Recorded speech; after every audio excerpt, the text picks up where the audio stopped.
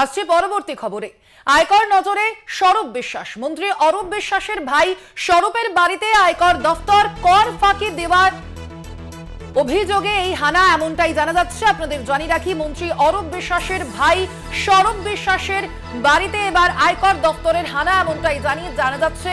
লোকসভা নির্বাচনের আগেই আয়কর নজরে এবার মন্ত্রী অরূপ বিশ্বাসের ভাই স্বরূপ বিশ্বাসের বাড়িতে আজ সকাল থেকেই হানা আয়কর দপ্তরের, যেমনটা অভিযোগ করা হচ্ছে। কর ফাঁকি দেওয়ার অভিযোগে এই হানা। এ বিষয়ে বিস্তারিত জানবো। ফোন লাইনে রয়েছেন প্রতিনিধি রিয়া মাঝি। রিয়া, কি জানা যাচ্ছে মূলত কোন কোন সূত্র ধরে আয়কর দপ্তরের এই হানা স্বরূপ বিশ্বাসের বাড়িতে?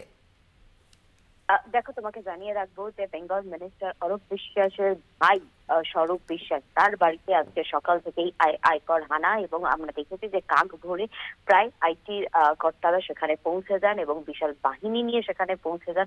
স্বরূপ বিশ্বাসের বাড়িতে কিন্তু সকাল থেকেই এই আইটি রেড দাঁড়িয়ে রয়েছে। এবং পাশাপাশি তোমাকে জানিয়ে রাখবো, শুধু যে স্বরূপ বিশ্বাস এরকম নয়, কলকাতার আরো অনেক জায়গাতেই কিন্তু এই আইটি রেড জারি রয়েছে।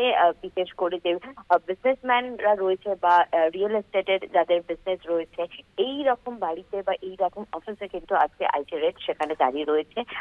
পাশাপাশি তোমাকে এই যে স্বরূপ বিশ্বাসের বাড়িতে মূলত কিন্তু ইনকাম ট্যাক্স সংক্রান্ত বিষয় নিয়েই তার বাড়িতে আজকে সরব হয়েছে, এবং সেখানে যে তল্লাশি অভিযান অনেকটাই দীর্ঘায়িত হতে পারে বলে এমনটাই আইটি সূত্রে খবর।